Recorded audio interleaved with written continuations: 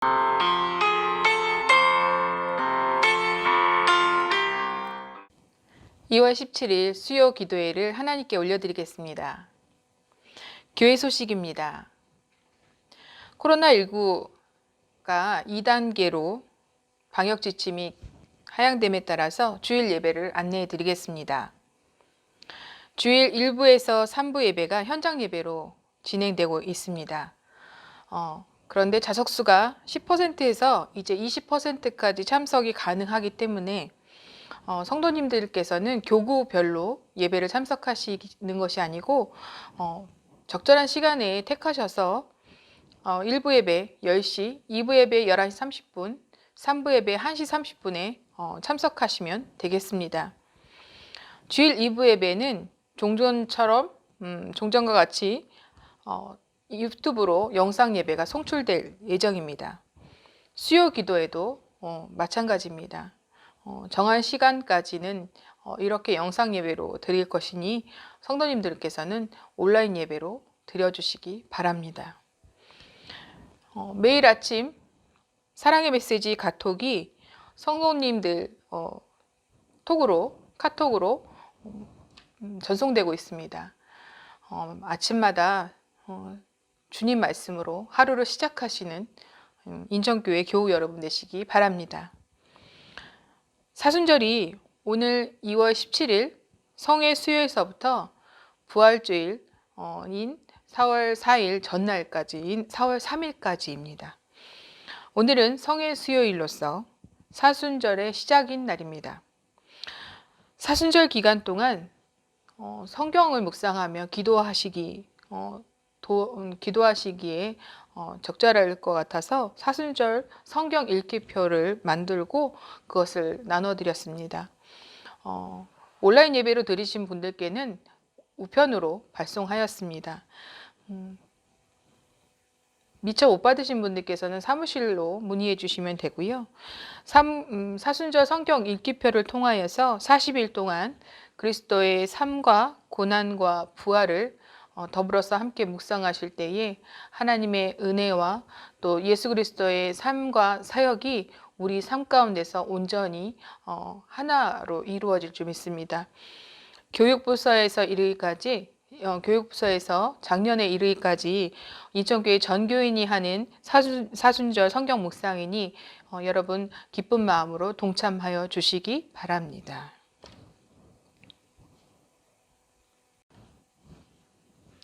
오늘 우리에게 주시는 말씀은 시편 147편 12절에서 20절까지의 말씀입니다. 시편 147편 12절에서 20절까지의 말씀입니다. 예루살렘아 여호와를 찬송할지어다. 시온아 내 하나님을 찬양할지어다. 그가 내 문빗장을 견고히 하시고 내 가운데 있는 너의 자녀들에게 복을 주셨으며 내 경내를 평안하게 하시고 아름다운 밀로 너를 배불리시며 그의 명령을 땅에 보내시니 그의 말씀이 속히 달리는도다. 눈을 양털같이 내리시며 서리를 재같이 흩으시며 우박을 떡 부스러기 같이 뿌리시나니 누가 능히 그의 추위를 감당하리요. 그의 말씀을 보내사 그것들을 녹이시고 바람을 불게 하신즉 불이 흐르는도다. 그가 그의 말씀을 야곱에게 보이시며 그의 율례와 규례를 이스라엘에게 보이시는도다. 그는 어느 민족에게도 이와 같이 행하지 아니하셨나니 그들은 그의 법도를 알지 못하였도다. 할렐루야.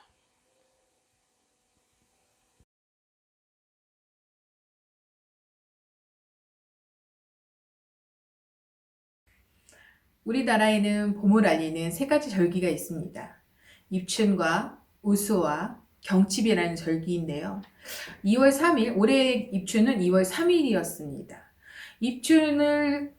입춘에서 보름이 지나면 우수인데요. 날짜로 계산해보니 내일이 우수이더라고요. 옛 우리 속담 가운데서 우수경칩에 대동강물이 풀린다라는 그런 속담이 있습니다. 이것은 우수와 경칩이 지나면 아무리 추운 추위도 누그러진다라는 우리의 속담인데요. 우리 지혜의 속담인데. 그래서인가요? 경칩만 지나면, 아, 봄이 완연히 왔구나라고 그렇게 느낄 수 있습니다. 그러나, 어찌됐든, 이 절기가 지나면서 봄을 경험할 때까지는 상당한 추위를 경험해야지만 우리가 봄을 느낄 수 있다는 것입니다. 작년에 계속 이어지는 코로나로 인해서 또 새해는 밝았지만 여전히 우리에게 주었던 여러 가지 그 위기 상황들 있잖아요. 소망찬 새해가 밝았고 또 온 가족이 함께 모여서 함께 명절을 보내야 되지만 또 그것 또한 녹록치 않게 지냈죠. 어쨌든 새해가 지나고 명절을 지내면서 여전히 우리한테 쌓였던 이런 피로감들이 이렇게 찬바람과 또 추위에 의해서 우리의 면역력까지 약하게 되는 그런 일들이 요새 많이 일어납니다. 우리 성도님들도 이런 계절을 보내고 이런 시기를 보내면서 면역력에 이상이 생기고 또 연약해지셔서 병치레를 좀 하고 계신데요. 이럴 때 이 생각, 이런 기억을 하셨으면 좋겠습니다. 우리에게 동일한 은혜로 언제나 함께 하시는 하나님께서 우리의 연약함을 만져주시고 우리를 치유하시며 우리를 회복하신다는 그 은혜를 오늘 우리에게도 또 허락해 주실 것을, 그것을 기억하고 믿으며 나아가는 저와 여러분이 되었으면 좋겠습니다. 하나님께서 은혜로 매일매일 날마다 새로운 은혜로 공급하여 주실 것이니까요. 그 믿는 믿음으로 그것을 기대하며 오늘도 내일도 그 이후도 은혜 안에서 잘 버텨나가시기 바랍니다. 이 시간 우리 함께 예배드리는 가족들이 있으시다면 가족들과 함께도 좋고요. 혼자 예배드리신다면 사랑하는 사람 또 중보 기도 대상자를 생각하시면서 그의 이름을 부르며 이렇게 축복의 인사를 나눴으면 좋겠습니다. 주의 은혜 안에 파이팅! 주의 은혜 안에 파이팅! 주의 은혜 안에 강하라. 네. 그 어느 때보다 이 축복의 말이 이 축복을 향하는 사람에게 온전히 이루어졌으면 좋겠습니다. 자, 여러분, 오늘 우리가 나눌 147편, 시편 147편의 이야기를 가지고 우리가 함께 하나님 나라 이야기, 하나님 나라 말씀, 하나님의 말씀을 나누도록 할 것인데요. 147편은 찬양시입니다. 그러면서도 이 찬양시 안에 있는 시의 언어들이 보면 우리가 축복을 나눠주는, 우리가 축복을 바라는 그런 사람들에게 함께 나누고 서로 이렇게 사용한다면 정말 좋은 그런 축복의 언어들이 참 많습니다. 그래서 오늘 말씀을 통해서 하나님의 은혜를 다시 한번 기억하는 시간도 되시고요. 또 이 147편을 통해서 나의 사랑이 머무는 그곳에, 나의 어떤 관심이 머무는 그곳에 이 시의 언어, 이 시편에 나와 있는 그 시의 언어로 하나님께 축복을 중보해주고 강구해주는 그런 은혜의 시간이 되기 원합니다. 우리 함께 성경 오늘 본문 말씀 12절에서 15절까지의 말씀을 읽어보도록 하겠습니다. 예루살렘아 여호와를 찬송할지어다. 시온아 내 하나님을 찬양할지어다. 그가 내 문빗장을 견고히 하시고 내 가운데 있는 너의 자녀들에게 복을 주셨으며 내 경내를 평안하게 하시고 아름다운 밀로 너를 배불리시며 그의 명령을 땅에 보내시니 그의 말씀이 속히 달리는도다. 이웃을 축복해 주는 것은 우리의 능력 안에 있지 않습니다. 우리가 춥고 아프고 힘든 시간이지만 믿는 자들이 다시 일어설 수 있음은 하나님의 능력이 우리에게 임하였기 때문에 일어날 수 있다는 것입니다. 누구든지 주의 이름을 믿으면 구원을 받으리라 하셨느니라. 할렐루야. 예수의 이름을 부르는 자는 지금의 어려움이나 기근이나 질병이나 외로움이나 광야 같은 세상 가운데서 이길 수 있는 힘을 받는 줄을 믿습니다.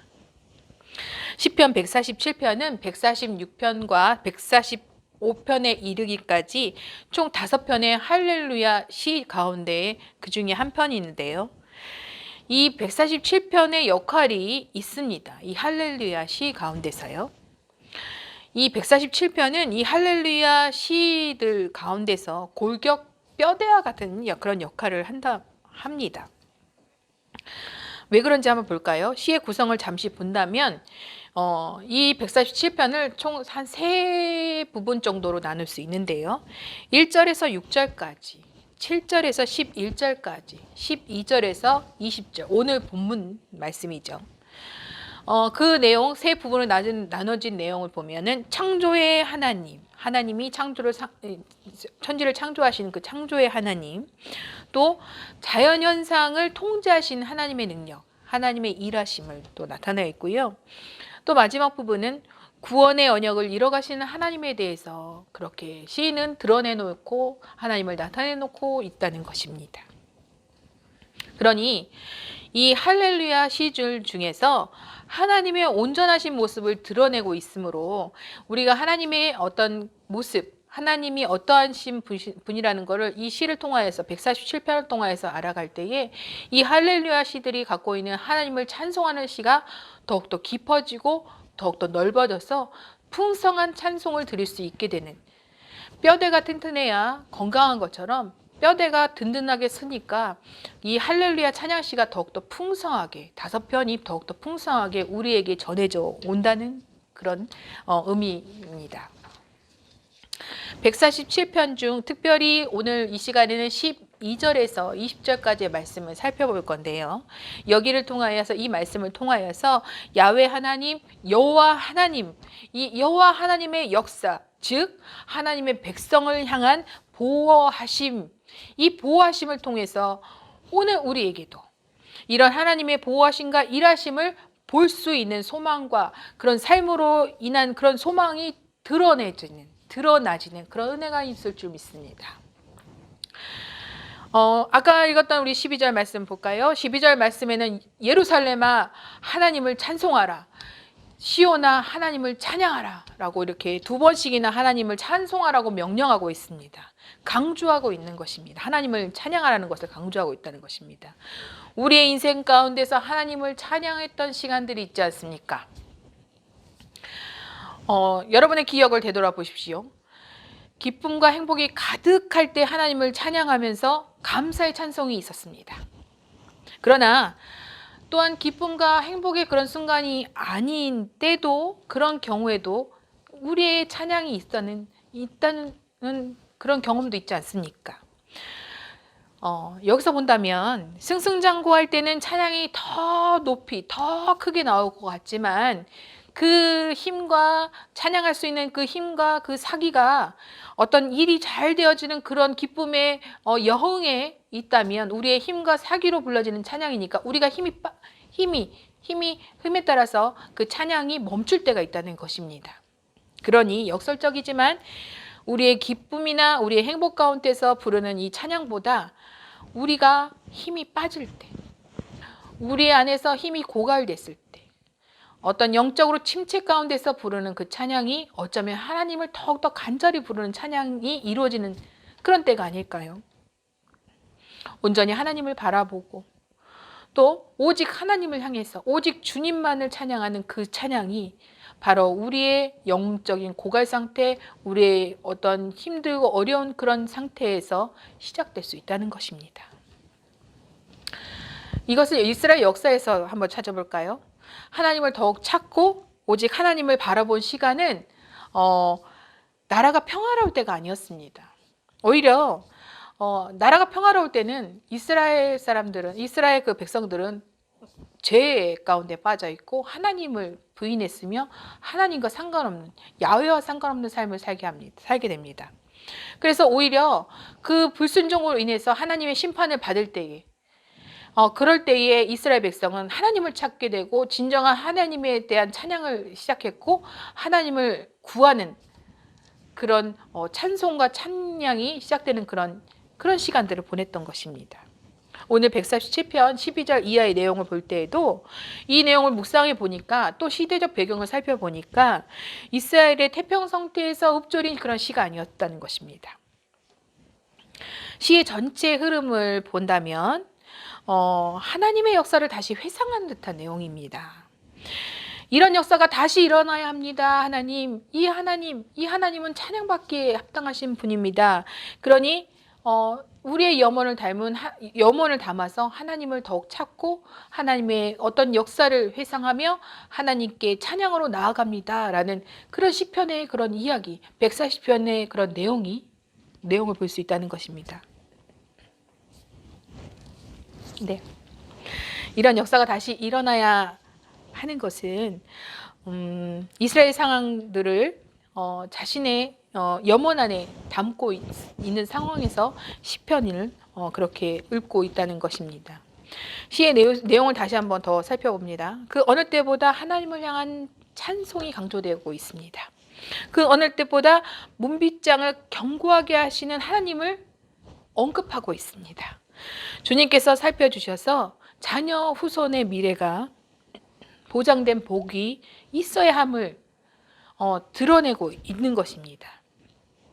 여호와 하나님의 평안, 주님의 평화가 삶의 터전에 둘러쳐져서 그렇게 울타리처럼 있어야 하는 시기를 언급하는 것입니다.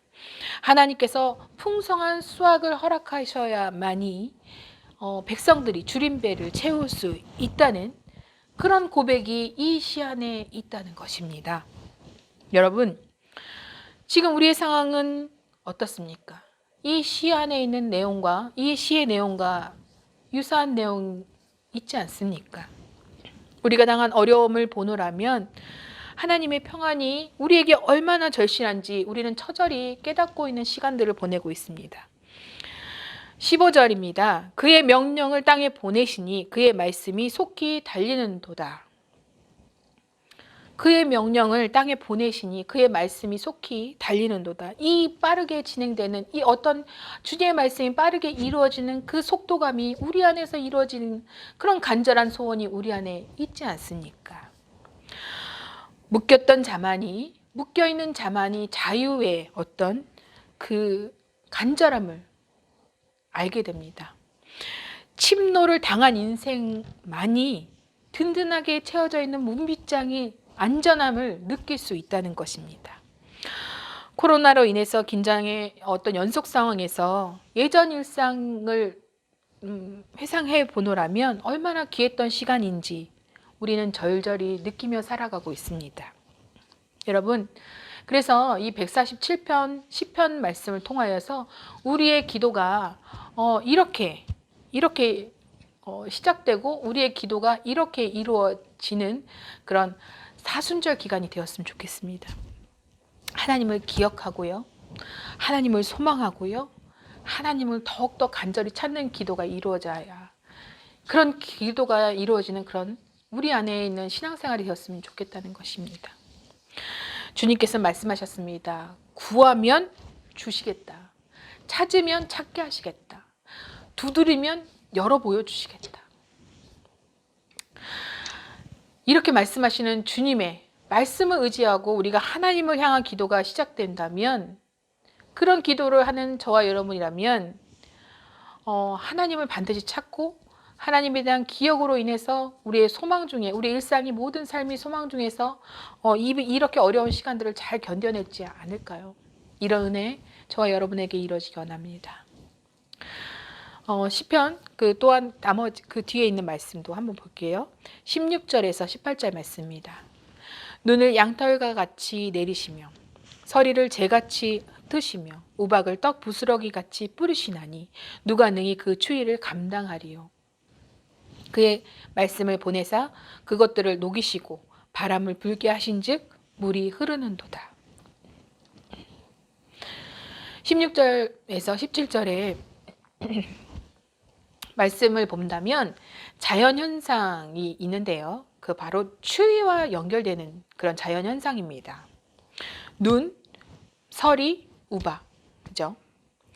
그런데 이 눈, 서리, 우박이 보면은 이스라엘을 향한 그런 추위가 아닙니다. 엄밀히 보면은 추위는 인생에 있어서의 어떤 시련을 나타내는 어떤 상징성을 갖고도 있는데요. 이스라엘을 향하여서 이런 추위, 이런 어려움, 그런 상징성을 갖고 있는 어떤 그런 현상들을 본다면 이스라엘은 오히려 이 어려움을 바라보는 시선이 우리 생각하고 좀 달랐던 것 같아요. 이 어려움을 어려움으로 보는 것이 아니라 장차 이루어지는 구원을 바라보는 듯한 그런 성경의 안에 이 시어들이 그렇게 나열되어 있습니다. 보세요, 여러분. 양털과 같은 눈, 또 재처럼 쉽게 흩어져 버리는 서리, 또 빵 부스러기 같이 내리는 우박이라고 되어 있습니다. 눈과 서리와 우박을 갖고 있는 특징이 어디 양털이고 재같이 그렇게 희말이 없는 것이고 빵 부스러기 같이 그렇게 부들부들한 그런 것입니까? 이렇듯 이스라엘 백성들은 추위라는 시련을 바라보는 그것들, 그 눈에서 그 시련을 풀어내는 그런 말들이 달랐다는 것입니다. 그러니 이 표현으로 볼 때는 추위에 겁먹었다라고 보기보다는 오히려 그 어려움, 그 추위라는 그 현상들을 바라보면서 전혀 흔들림이 없이 구원에 대한 확신이 반드시 분명하게 서 있는 듯한 그런 말들이라고 볼 수 있습니다. 왜일까요? 이스라엘 사람들은 왜 그런 추위에 대한 현상들을 이렇게 바라볼 수 있었을까요? 그것은 바로 구원의 하나님께서 이루어 주신다는 그 언약을 저들이 믿고 확신했기 때문입니다. 18절에 그렇게 되어 있습니다. 저들의 확신이 이렇게 표현되는 거예요. 그의 말씀을 보내사 그것들을 녹이시고 바람을 불게 하신즉 물이 흐르게 하는도다. 아멘.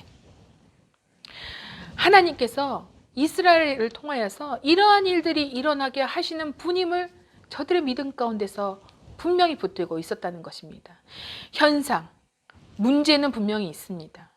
그러나 그 현상과 문제에서 놓여 있는 것이 아니라 그 현상과 문제를 해석하는 이스라엘 백성들의 이 시의 고백들을 우리가 보아야 할 것입니다. 사랑하는 교우 여러분, 추운 것을 춥다고 말할 수 있습니다. 고통을 감출 이유는 없습니다. 통증을 통해서 우리는 우리의 몸과 마음에 병이 들어있음을 알 수 있기 때문입니다. 그러니 이 통증을 감출 필요는 없습니다. 오히려 이런 통증을 드러내놓고 내 안에서 내 어떤 삶의 자리에서 문제가 있구나라고 드러내놓고 하나님을 찾는 기회로 삼으시면 됩니다.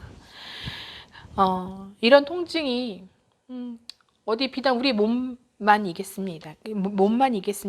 우리의 삶의 안팎에 전반적으로 펼쳐지는 문제에도 마찬가지입니다. 통증이 문제가 아닙니다. 그것을 대처하는 자세가 문제인 것입니다. 그렇다면 통증을 대하는 우리의 자세, 즉 하나님께서 하실 수 있도록 우리는 이제 무엇을 어떻게 해야 할까요? 오늘 본문은 지난 화요일에 아침 교육자 회의에서 함께 묵상한 말씀입니다. 147편 전체를 목사님과 전도사님과 함께 우리 교회 카페에서 함께 낭독하고 그리고 묵상하는데 우연히 우리 교회 카페의 창문 너머로 보이는 공원의 풍경이 눈에 들어왔습니다. 잠시 바라보면서 그 말씀을 생각하면서 묵상을 하는데요. 18절 말씀이 제 안에서 이렇게 울림이 있더라고요. 그의 말씀을 보내시는 하나님께서 그의 바람으로 그의 숨결로 녹이시고 또 풀어내셔서 물이 흐르게 하시는 그 모습을 상상하니까 저 바깥에 있는 저 공원의 뜰도 그 잔디밭도 하나님께서 그 땅을 녹이시고 또 그 땅에서부터 물기가 있게 하셔서 나무가 그 물기를 빨아들여서 나무의 가지에 그 간단한 가지까지 그 물기를 다 전해서 그 가지 안에서 움트게 되는 어떤 새로운 새싹, 새 잎이 이제 곧 나올 때인데 아무리 춥다 하더라도 이제 곧 일어날 거야. 이제 곧 그런 일들이 일어날 것이고 그런 일들을 우리가 바라보게 될 텐데 라는 그런 은혜의 어떤 그런 장면이 생각나게 되더라고요. 나무에게는 추위는 시련입니다. 그러나 시공간의 주인께서, 시공간의 모든 생명의 주인 되신 하나님께서 그 추위를 녹이시고 하나님의 숨결, 어떤 그 온기를 전해 주셔서 생기를 불어넣어 주시고 또 생명의 에너지가 흐르게 하셔서 하나님의 역사를 이어가시는 것, 이것이 바로 우리에게도 동일하게 주시는 하나님의 역사의 어떤 흐름 아닐까요? 요한복음 4장에 보면 예수님께서 유대 땅에서 이제 갈릴리 지방 갈릴리 지역으로 이제 다시 돌아가실 때에 사마리아 수가성을 지나쳐 가시는 그런 장면에 어떤 사마리아 여인과의 만남의 이야기가 거기서 있습니다. 그 이야기를 다시 한번 우리가 살펴보자면 한낮에 찌는 듯한 태양을 피해서 수가성 우물가에서 예수님께서 잠시 휴식을 취하고 계셨습니다. 그런데 사람이 이동할 수 있는 그런 시간대가 아니었기에 그 우물가에서 바라보니 한 여인이 우물가로 물을 길러 나온다는 것입니다. 예수님께서는 그 여인을 통해서 물을 먹을 수 있는 그런 그릇을 좀 얻기를 원하셨고, 그런 과정들이 이제 이야기로 풀어지잖아요. 근데 보십시오. 이 여인은 한낮에 띄는 태양이 무섭지 않습니다. 차라리 사람들의 시선이 더 무서운 거예요. 그래서 찌는 듯한 그 태양을 뚫고서 그것을 기꺼이 감수하고서 그 우물가로 나왔습니다. 그런데요, 그 여인의 마음이 어떻습니까? 보아하니 유대인 남자 나그네 같은데 그 나그네에게서 물을 좀 달라고 그런 요청을 받았지만 그 여인의 마음에는 그에게 그렇게 전혀 이만큼의 호의를 베풀 수 있는 그런 마음의 여유가 없었던 것입니다. 나는 사마리아인이고 그리고 여자인데 나에게서 물을 달라고 하는 그대의 그 요청에 요만큼도 호의를 갖고 있지 않고 또 요만큼도 그거에 대해서 요청에 대해서 들어줄 수 있는 마음에 그런 여유가 없는 것. 그래서 좀 약간은 우리가 어떻게 읽냐에 따라 다르겠지만 저는 이 사마리아 여인의 어떤 예수님에 대한 그 요청에 대꾸하는 것이 좀 쌀쌀맞게 좀 뭐 이렇게 뾰족하게 그렇게 읽혀지더라고요. 그러나 예수님께서는 어떠셨습니까? 그 여인과의 대화에서 나그네에게 물 한 모금 전달하지 못하는 그 뾰족한 마음을 가지고 있는 그 마음의 복음의 말씀을 보내신다는 것입니다. 얘기가 점점점 더해질수록 여자의 깊은 내면에 그 안에 복음의 말씀이 닿게 되고, 그래서 그 뾰족한 것을 감싸며 또한 거칠어진 것을 부드럽게 하시며 응어진 것을 엉겨인 것을 풀어내시는 그 복음의 역사가 그 여인의 마음속에서 시작된 것입니다. 그래서 보면은 여자는 어떤 사람이었습니까? 사람에 대한 불신이 있었고 사람에 대한 경계심이 있었습니다. 그로 인해서 심적 어려움을 겪고 있습니다. 또 여러 번의 결혼을 통해서 삶의 문제가 아주 많았던 여자인 것입니다. 또 예배로 언급이 되지만 그의 영적인 생활, 하나님에 대한 그런 마음조차도 어떤 갈등 속에 있었던 것을 우리가 볼 수 있습니다. 이 모든 문제를 주님 앞에서 드러냈던 것입니다. 드러내기 시작했더니 그 마음속에 더욱더 어떻게 됐습니까? 복음을 통하여서 그 마음이 더욱더 풀어지고 말랑말랑해지고 연하게 되어서 그 모든 문제가 아니게 되고 오직 복음의 능력, 생수의 해갈로 그 여인의 삶이 바뀌어지게 된다는 것입니다. 여인의 이때까지 삶은 어땠습니까? 호흡이 있었고 생명은 있지만 살았다 볼 수 없었습니다. 진정한 생명을 풍성하게 누리는 삶이 아니었습니다. 그렇지만 예수님을 만났고 그 복음의 말씀이 그 여인의 마음속에 머무르게 됐고 닿게 되자 기갈의 상태, 갈증의 상태, 물을 찾으러 온 그 육신이지만 영적인 그 기갈까지도 함께 주님 앞에서 해결되어서 자기를 넘어서는 어떤 존재의 가치가 회복이 되었으며 존재의 능력을 이웃을 향해서 펼칠 수 있는 그런 놀라운 일들이 일어났던 것입니다. 요한복음 4장 28절에서 30절 말씀을 우리가 함께 읽어보도록 하겠습니다. 이렇게 나와 있습니다. 읽어드리겠습니다. 여자가 물동이를 버려두고 동네로 들어가서 사람들에게 이르되 내가 행한 모든 일들을 내게 말한 사람을 와서 보라. 이는 그리스도가 아니냐 하니 그들이 동네에서 나와 예수께로 오더라. 여러분, 하나님께서는 오늘 동일하게 온 천지의 말씀을 보내고 계십니다. 얼어붙어 굳은 땅과 같은 상황에서도 그런 자리자리마다 굳은 응어리짐 그런 응어리를 품고 사는 이들의 깊은 심정에 이르기까지 주의 말씀이 임하셔서 주의 말씀이 임하시면 그 응어리가 풀게 녹게 하십니다. 그리고 주님의 숨결을 불어서 생수가 흐르게 하십니다. 우리의 간구가 이런 믿음의 고백이 또 우리의 믿음의 이런 찬양이 또 이런 확신이 우리의 인생의 어떤 매듭과 같은 그런 문제 앞에서 그 문제를 풀어낼 수 있는 그런 능력이 주어진다는 것이죠. 시편은 그것을 노래한 것입니다.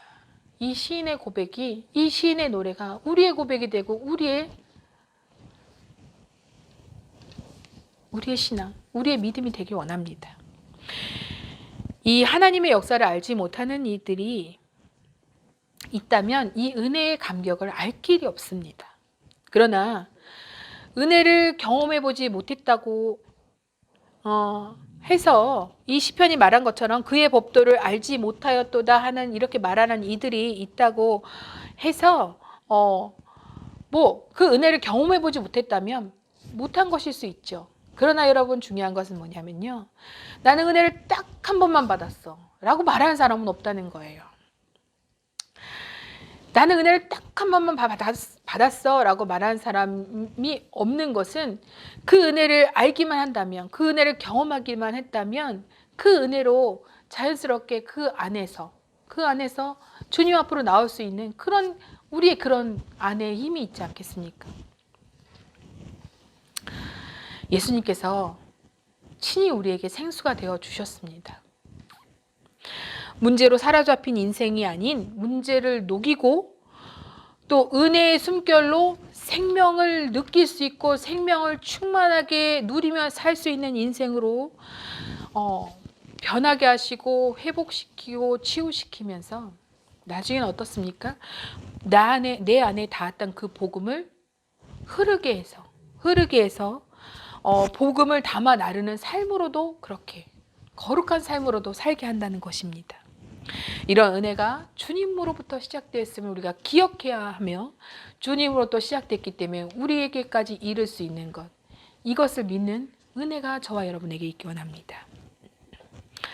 은혜의 고갈만이 아닙니다. 나를 둘러싼 모든 환경 속에서 상황 속에서 존재의 가치가 내 심령이 사마리아 여인과 같은 그런 심령이라면 시편의 어떤 배경이 되는 그런 이스라엘 백성의 그런 상황 속에 놓여 있다면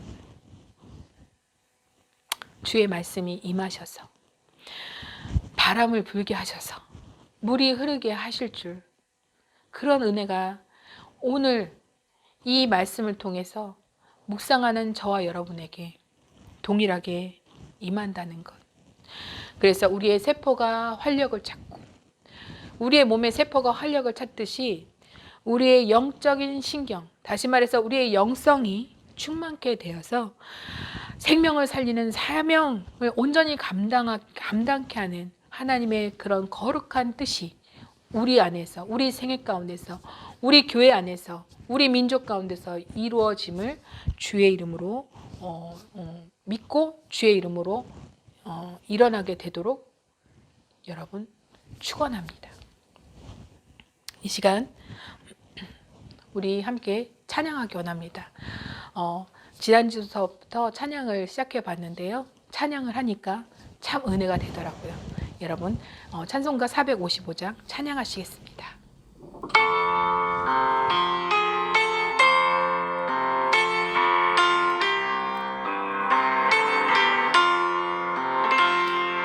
주님의 마음을 본받는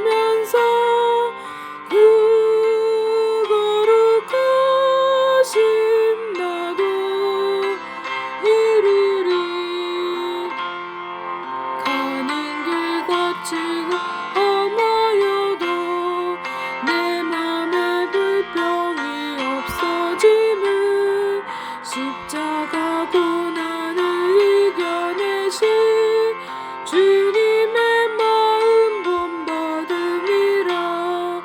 주님의 마음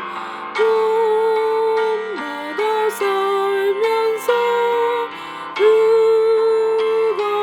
거룩하신 나도 이루리. 주 예수 세상에 다시 오시 그날의 물성도 변화하여 주님의 빛나는 그 영상을 다 함께 보며 주 찬양하리. 주님의 마음 본받아 살면서 그 거룩하신 나도 이루리.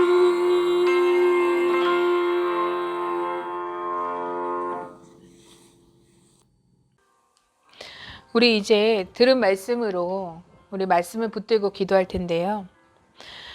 이런 제목으로 기도했으면 좋겠습니다. 우리의 삶의 주인 되신 하나님을 기억하지 못한 채 은혜의 고갈임에도 불구하고 말씀을 담지 못하는 입술, 그 입술을 회개하기 원합니다. 또한 말씀을 듣지 못하는 귀가 귀였음을 회개하였으면 좋겠습니다. 또한 여러 가지 부산하다, 여러 가지 바쁘다는 그 일로 말씀을 외면한 그런 눈을 우리 회개했으면 좋겠습니다. 입술이 또한 귀가 또한 눈이 나의 안에 있기 때문에 결국은 우리는 회개로부터 시작해서 하나님의 말씀으로 들어가야 한다는 것입니다.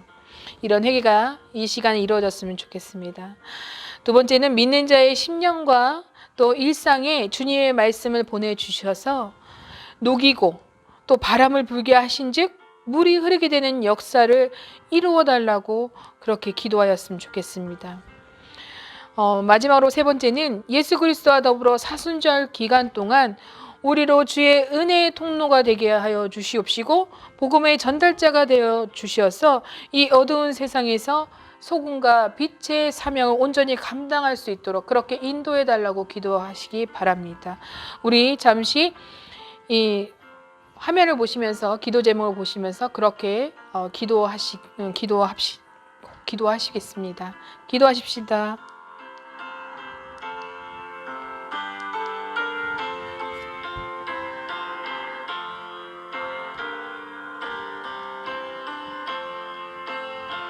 주님,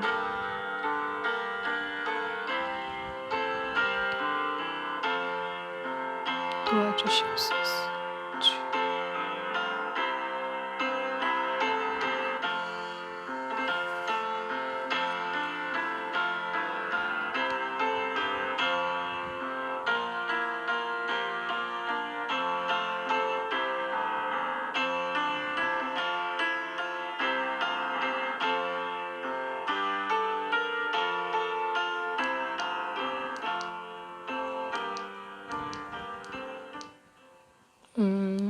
이번에는 교회와 나라와 민족을 위한 중보 기도 시간입니다. 올해의 비전이 주의 은혜 안에 강하라입니다. 교회도 주의 은혜 안에서 더욱더 강해지고요. 우리 또 주신 이 나라와 또 이 민족이 주의 은혜 안에서 강해져야 하겠습니다. 이런 은혜가 있도록 우리 하나님께 중보하여 기도해 주시기 바랍니다. 또한 인천교회가 하나님의 성소로서 하나님의 계획과 뜻이 이루어지게 해달라고, 또한 우리 교회가 주의 은혜로 강함을 통하여서 세상을 향한 선한 영향력을 끼치는 신앙 공동체가 되게 해달라고 그렇게 간구해 주십시오.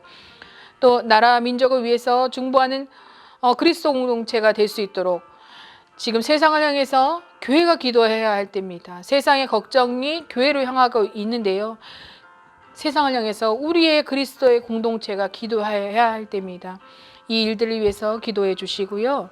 또 하나님의 사랑으로 이 코로나19가 극복되며 또 극복 이후에 어떤 코로나19로 인한 상처와 후유증이 주의 은혜 안에서 고쳐질 수 있도록 이 일들을 위해서 준비하며 기도하는 그런 기도를 하시기 원합니다. 기도하시겠습니다.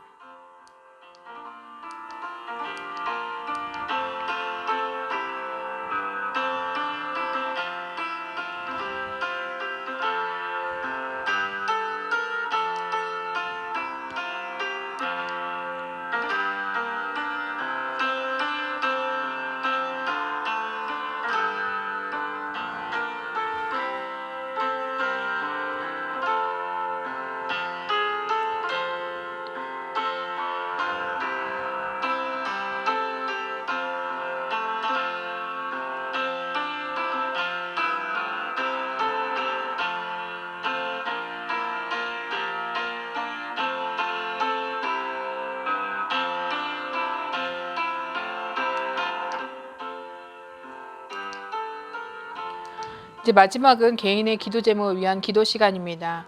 자녀를 위해서, 가정을 위해서, 일터를 위해서 하나님께 간구하시면 하나님께서 그 기도를 들으시고 하나님의 뜻을 이루어 줄 줄 믿습니다. 우리 기도하는 시간 갖겠습니다.